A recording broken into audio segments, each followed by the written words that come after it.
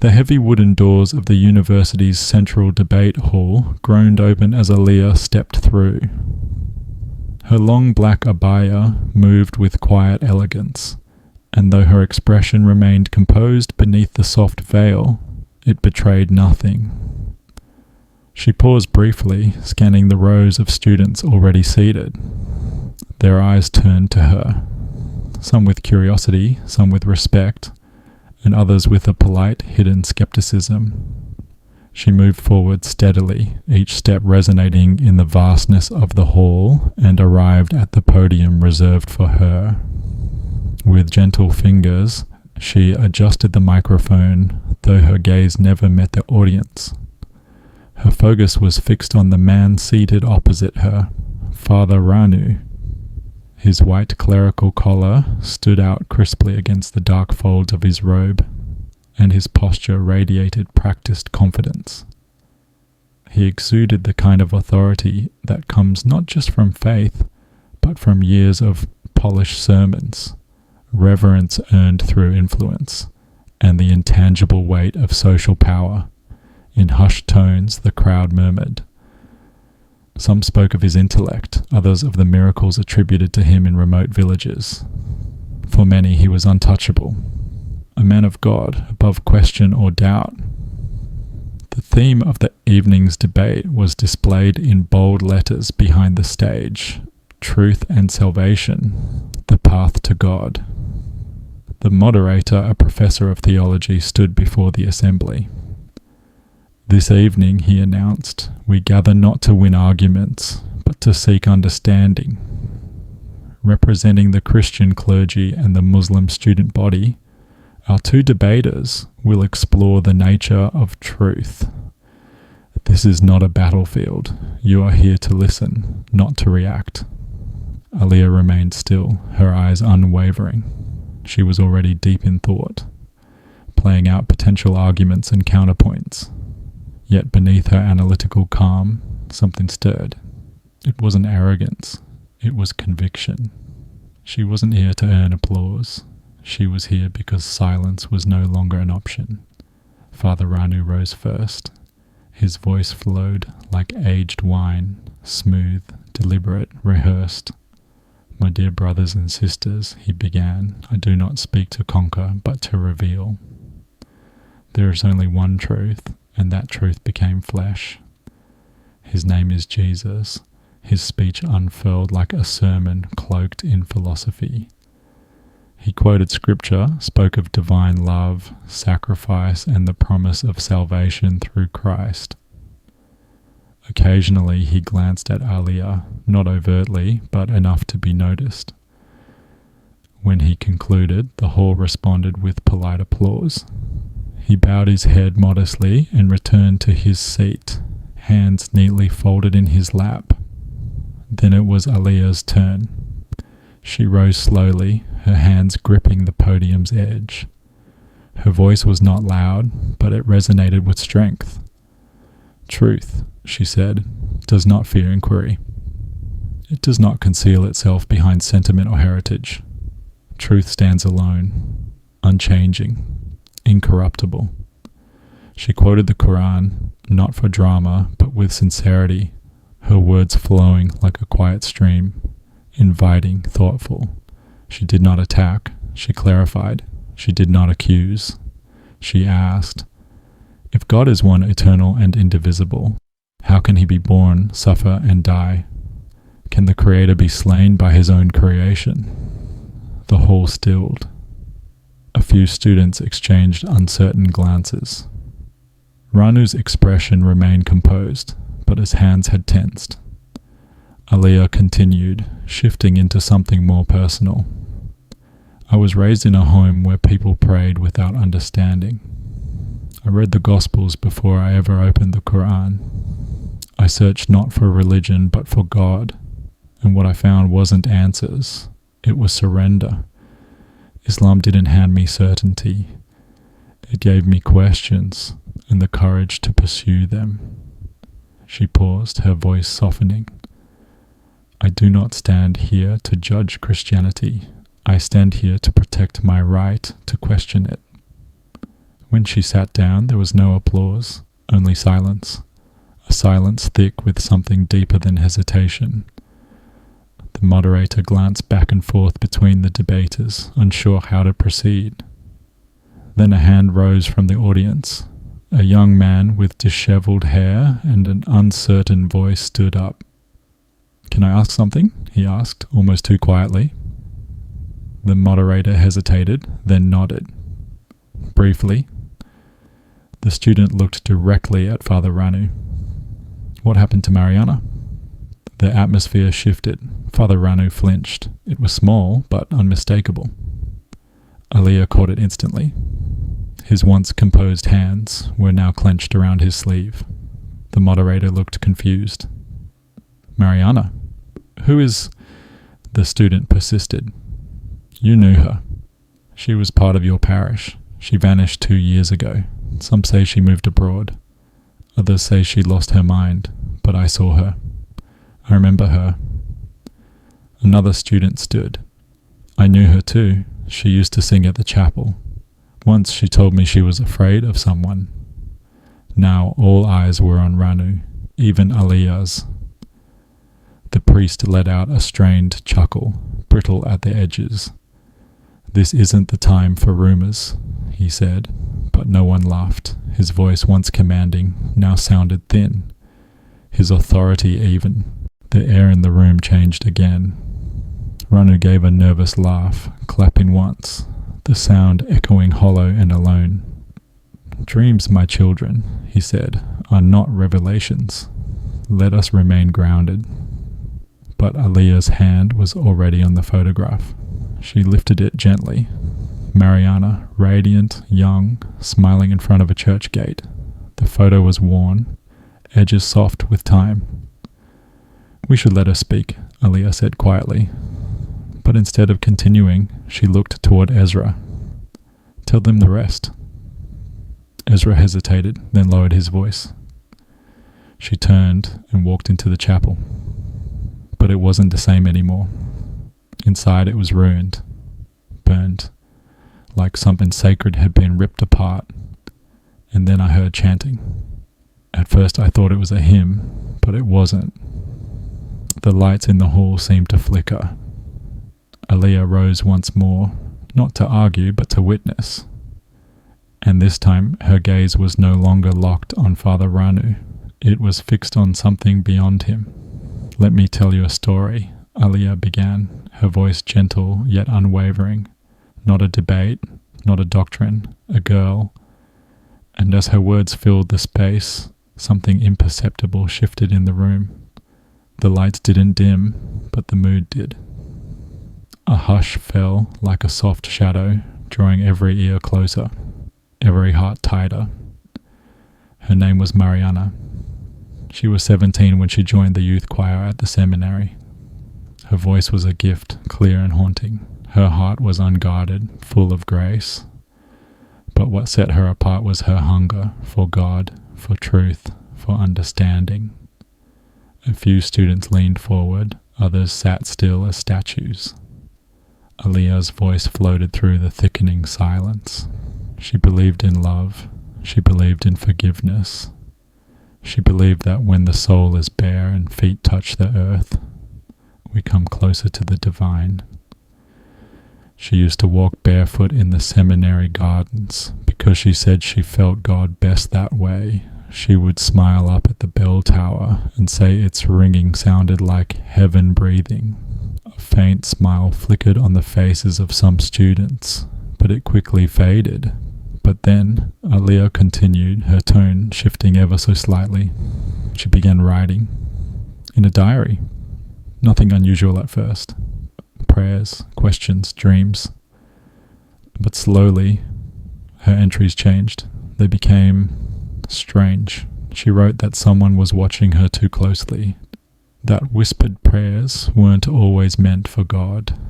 That something was wrong. Rana's hand twitched. Aliyah didn't look at him. One evening she wrote about being summoned to the priest's private quarters. He said he wanted to bless her voice. She didn't go. The next day, the chapel was locked. Choir practice was cancelled. and Mariana stopped smiling. Suddenly, the screen behind Aliyah came to life with a low hum, casting a pale glow.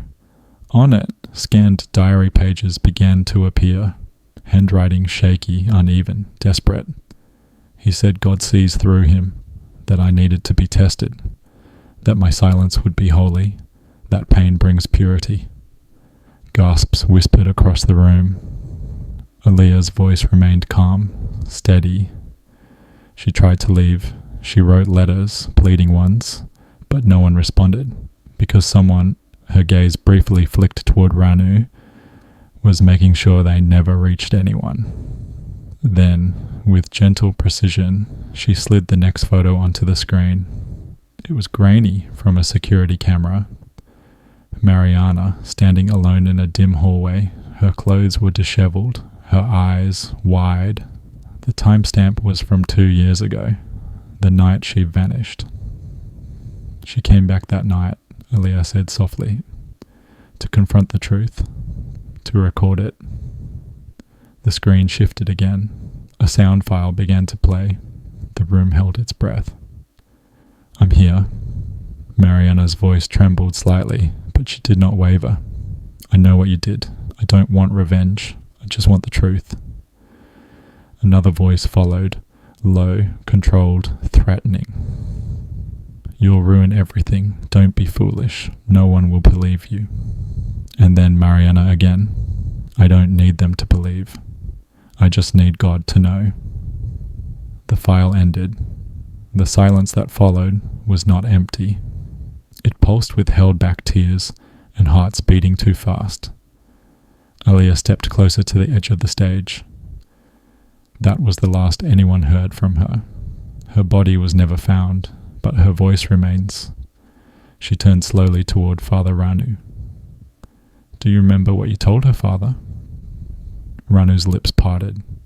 No words came, and then in a sudden eruption he slammed a fist on the podium. This is a trap, a spectacle built on dreams and madness. But the room didn't stir. The students didn't look confused. They looked afraid of the truth now breaking free. Then Aliyah did something unexpected. She stepped down from the stage, walking slowly toward the rows of students and faculty. There are 2 kinds of silence, she said. One is worship, the other is betrayal. She stopped beside Ranu. She stood without fear. You've taught scripture, you've worn robes, you've delivered sermons, but when she reached out, when she needed you, you silenced her. When she asked for truth, you gave heed. Ezra stood slowly. He walked toward the stage, his footsteps unnervingly loud. He stood behind the podium, his voice unsteady. I saw her again, he whispered. Just now, she was smiling. A girl in the back began to cry. Aliyah turned, her veil brushing her cheek as she bowed her head. She stood, she said, and so will we. The moderator struggled to compose himself. His hands trembled over his notes. But then from the crowd, a murmur began. Some students stood. Others sat motionless, eyes wide with emotion. Some wept. No one laughed. No one clapped. No one interrupted the gravity. Then the clock struck. But time in that hall had already shattered. From the corner, the same student who had first asked the question called out again, softer this time. She opened the door for you, Ranu. And Ranu, still seated, stared forward, blankly, as if the door was still ajar and someone had walked through it. Behind the audience, the great wooden doors of the debate hall creaked, slow and solemn. No figure appeared. No footsteps echoed. Yet a chill passed through the room like a spirit brushing skin. Ranu remained slumped, his breath shallow. His fire, the one he had wielded through sermons and doctrine, had gone out. Ezra sat with his eyes closed. His lips moved faintly, as if speaking to someone unseen. And the hall, filled with students, professors, memories, and silence, listened, not to a debate nor a doctrine, but to Mariana, because sometimes light doesn't run, it stands.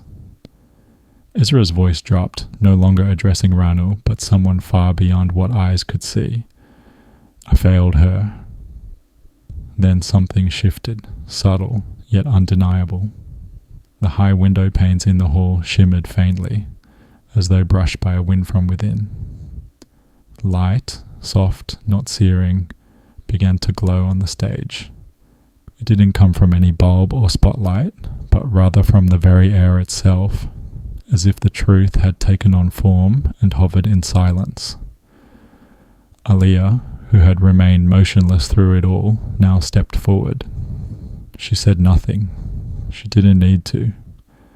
Everyone in that hall felt it, not fear, not anger, but presence, real, tender, holy, the kind of light that doesn't blind but heals. A stillness spread through the room, not a hush of dread, but a silence that felt like arms, like grace, embracing each broken heart. And at once, every soul knew she was here, Mariana, not as a ghost, not as a memory, not even as a martyr. She was a witness. Ranu stood at last. His body trembled.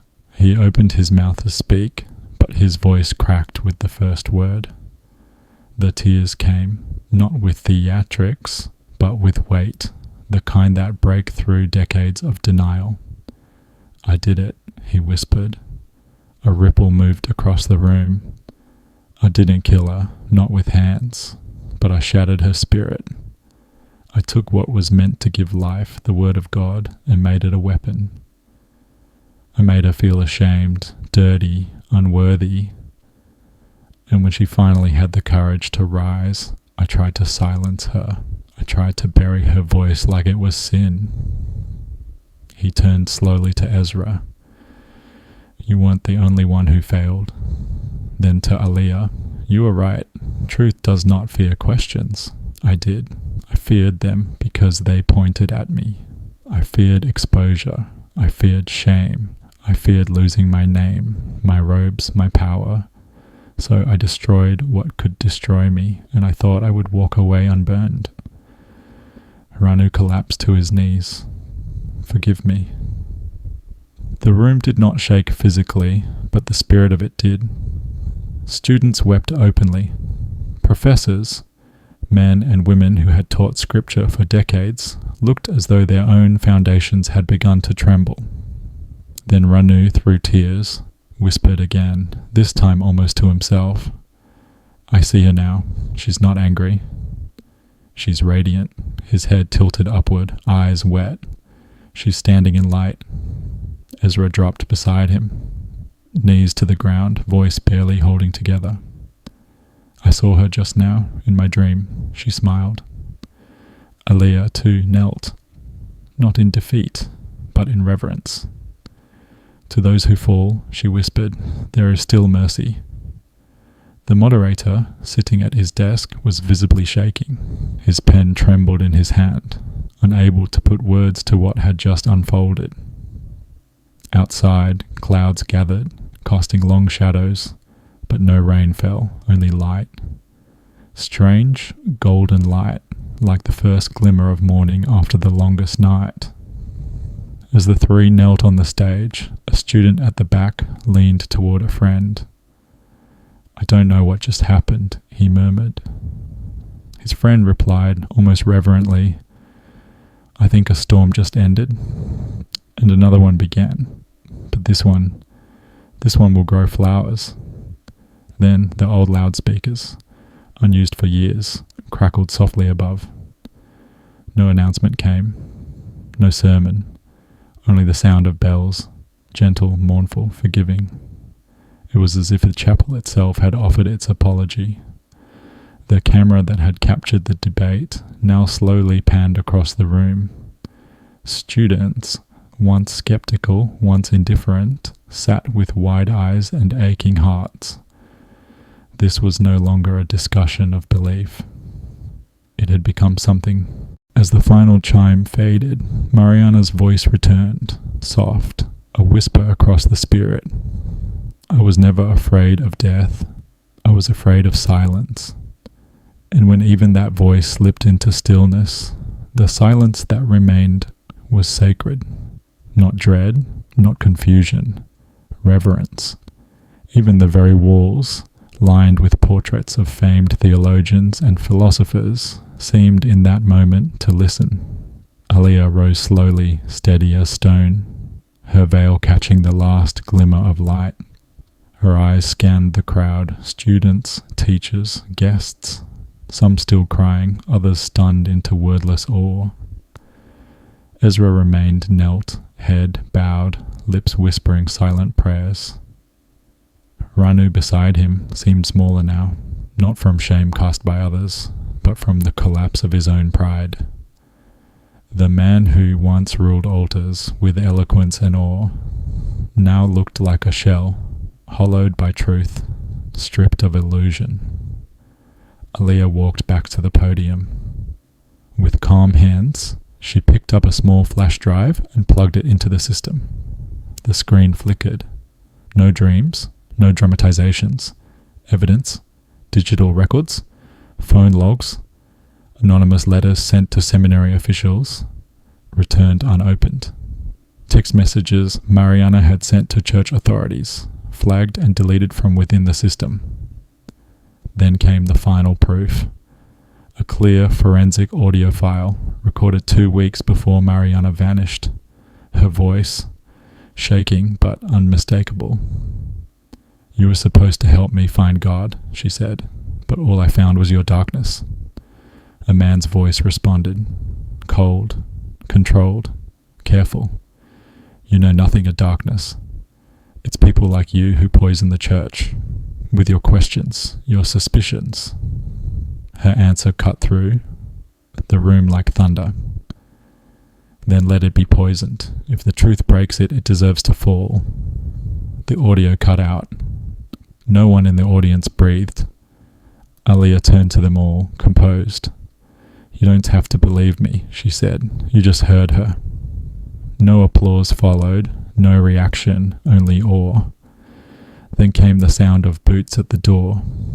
2 officers, badges gleaming, stepped into the hall. The taller of the 2 addressed the stage. "Rana Almeida," he said clearly. "You are under arrest for obstruction of justice, spiritual abuse, and the unlawful suppression of evidence in connection with the disappearance of Mariana Casta." A collective gasp echoed across the room. Ranu did not resist. He stood slowly, trembling. "I know," he said quietly. The officer read him his rights. No protests, no outbursts, no defense. And when the cuffs locked into place, they rang not like metal, but like the gavel of heaven striking down deception. Ezra rose slowly, voice shaking. "He fell," he said. "But I still believe in redemption. For him, for all of us." Another student stood, then another and another. A movement had begun, not scripted, not staged, just rising, like truth from long-buried silence. Aliyah stepped down from the stage and stood in the heart of the hall. The lights overhead brightened, not harsh, but resolute. The debate, as scheduled, had ended, but something far more powerful had been set into motion. She turned to the front row, where professors sat, some who had dismissed her applications, others who had mocked her questions. But now, none of them wore smirks. Their faces bore the look of people who had just stood in the presence of something real. She spoke again, not to argue, but to awaken. "There are those among us," she began gently, "who wear holy robes while hating unholy truths, who turn places of worship into prisons of shame. But this is not a war between religions. It is a war between truth and silence." She paused. The weight of her words settled across the room like dust after a storm.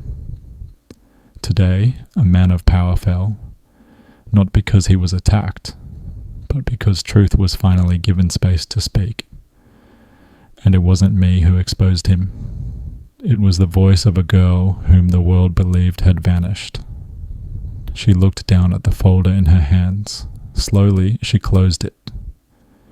Mariana was not just a victim, she was a witness, and through her, many more will now find their voice. Just then, Ezra stepped forward. In his hands, he held a single sheet of paper, worn at the edges, a prayer, written by Mariana, once hidden, now ready to be heard. Ezra held the paper in trembling hands. Mariana's prayer, the one she had quietly given him long ago. He had hidden it, buried it out of guilt, but now he read it aloud, his voice raw. O Lord, if my silence feeds the serpent, then let my voice break the heavens. Let the stones cry out if I fall, but let the truth never be buried. The room ruptured. No outburst, no eruption, just a wave of breaking hearts. Tears flowed freely. People embraced. Quiet sobs rippled through the hall like echoes of grief finally given permission to speak. And then from the back, a hum began. Gentle, familiar. A melody, not from any hymnal, not belonging to any one faith.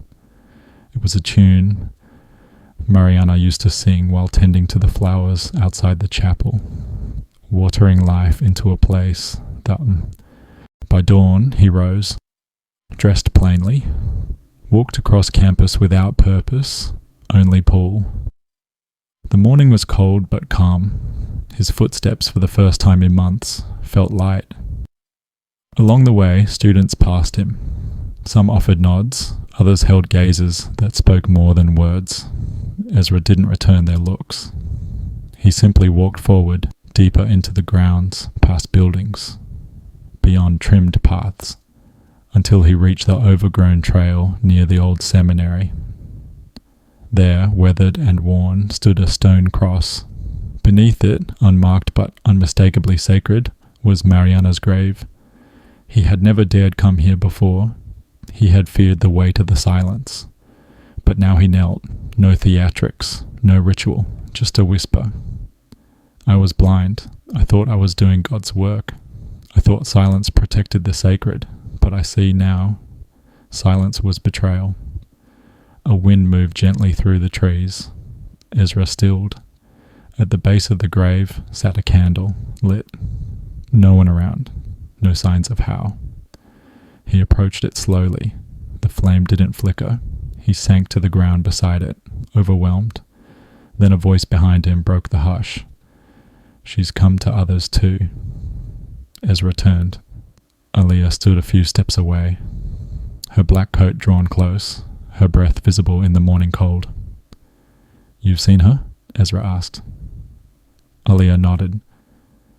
Not in dreams, in people, in moments. Her voice didn't end in that hall, it echoed.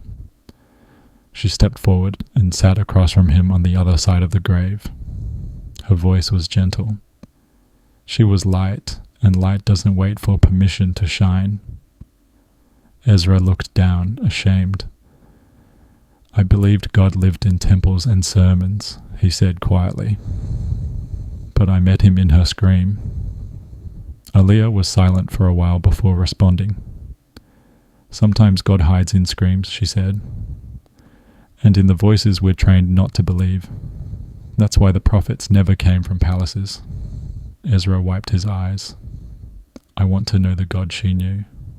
Aliyah turned toward him. Then the walk where she walked, stand where she stood, not in marble sanctuaries, but with truth, even when it cost everything. He nodded. Then I'll start again, like a child. Start with sincerity, she replied, and the candle between them burned on, silent, steady, and alive. That week Mariana's voice crossed borders. Her prayer was painted on walls, quoted in newspapers, whispered in homes. Choirs who once feared to say her name now sang in her memory. Yet back at the university, something deeper unfolded. Students began to gather, not in protest, but in reflection. Circle formed, Conversations opened, and even seasoned professors, once cold with theological certainty, began their lectures in silence. Ezra changed too. He started writing again, not for credit, but for conscience. Letters to women he'd dismissed, notes of apology to classmates. One morning, as he sat beneath the same tree near the grave, he noticed a boy, 6 or 7, standing nearby. "Are you lost?" Ezra asked gently. The boy shook his head. "I came to say thank you." Ezra blinked. "To who?" The boy pointed to the grave. "The lady." Ezra knelt. "You knew her?" The child shook his head. "Number. But Mama said she's the reason Papa came back." Ezra frowned. "What do you mean?"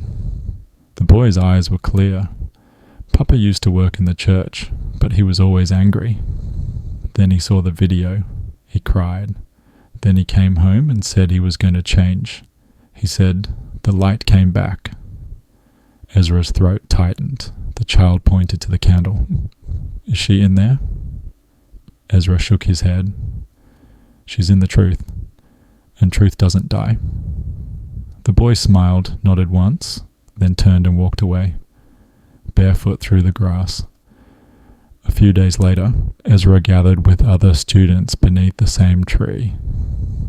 No one knew what to call it. It wasn't a vigil. It wasn't a service.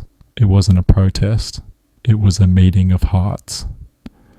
When someone asked what they should do next, Ezra answered with the only words that felt right. "Let's carry the candle." They printed small cards with Mariana's prayer on one side and a simple phrase on the other. "Carry the candle. Stand in the light." The cards spread like sparks. Churches welcomed them. Mosques respected them. Synagogues reflected upon them. No one converted, but many awakened. One quiet night, Aliyah opened her drawer and found a letter. No name.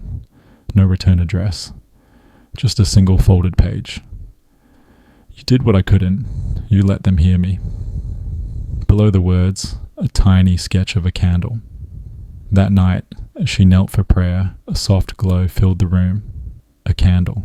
Literature, no fear, no surprise. She smiled gently and whispered, "Thank you for not giving up." Outside, the world turned on. But in hidden corners and great halls alike, children began drawing candles. Women lit lanterns in windows. Men who once shouted from pulpits now stood in silence before speaking. And Mariana, whose voice had once been buried, was no longer just remembered, she was lived, because truth, once freed, does not ask to be remembered. It demands to be lived. It began quietly, subtle, like the first rays of dawn slipping through an old dust-covered window.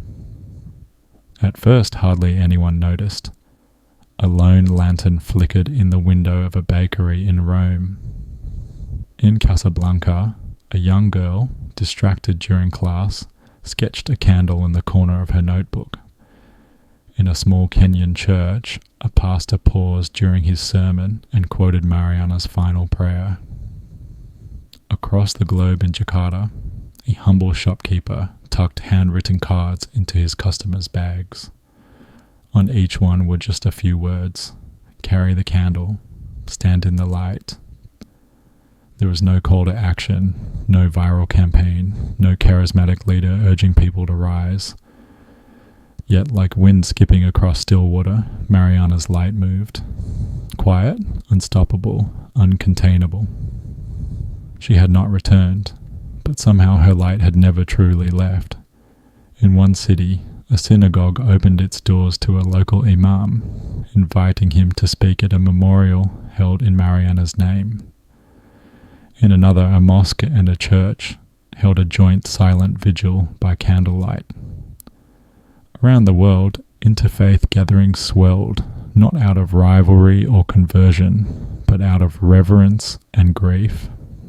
And always, two names were spoken again and again: Aliyah and Ezra. back at the university where it had all started, the once divisive debate hall had been renamed, not in honour of Ranu, not for the moderators, professors or organisers. Instead it bore the name of the one who could no longer speak, Mariana Costa. Above the entrance to the Mariana Hall for Truth and Voice, a plain brass plaque had been mounted. No photo, no emblem, just her name, and her final plea, let the truth never be buried. Aliyah had not set foot in that hall since the day the truth unravelled. She had stepped away deliberately, not from fear, but to give the space time to heal, to settle. She had returned home in silence, avoiding interviews, declining awards, and fading from the stage as quietly as she had once emerged upon it. Her journey home was uneventful, no cameras, no press. She wore the same simple black abaya, her expression calm, but within her, everything had shifted. The battle hadn't ended, it had merely taken a new form. She walked through her hometown with a quiet dignity. Some recognized her from the video. Others only felt something stir inside them as she passed, a quiet resonance. Often she could be found in the mosque, seated among young girls, not preaching, but listening. When asked about Mariana, her answer was always the same. She showed me how to stand. Meanwhile, Ezra walked a different path. He didn't return to his old theological lectures. Instead, he enrolled as an auditor in the Islamic studies program, curious, humble, present. He took notes, not to challenge, but to understand. His questions no longer sought answers for debate, but for clarity.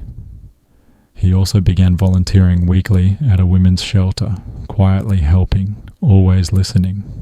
When someone once asked why, his reply was simple: because no voice should ever be buried under fear. One evening, many months after the debate, Ezra was heading home after a late shift.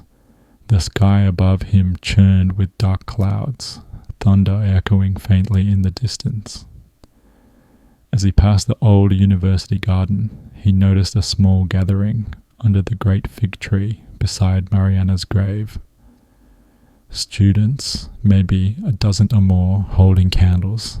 There were no posters, no announcements, only silence. A few wept, others simply stared into the flame. He stood at the edge, unnoticed, heart tight. Without a word, he turned and walked toward the chapel. It was open now, unlocked, unguarded, and shared among all faiths. Inside, the light was dim. Dozens of candles had been left along the pews by others before him.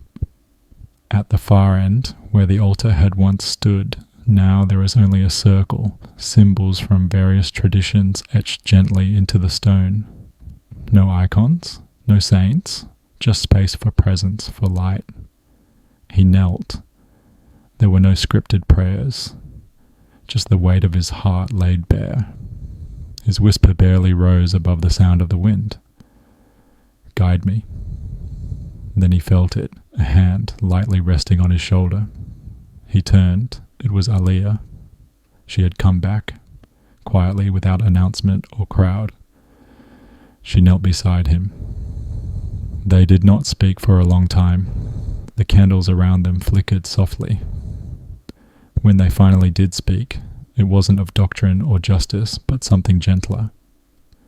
"Have you found peace?" he asked quietly. She smiled. "Peace isn't something you find," she answered. "It's something you offer." He nodded. "I want to offer it too." "You already are." More silence. Then Aliyah said, barely above a whisper, "The world didn't change because we proved something. It changed because one girl refused to stay silent." Ezra's eyes shimmered. "I still see her sometimes," he said.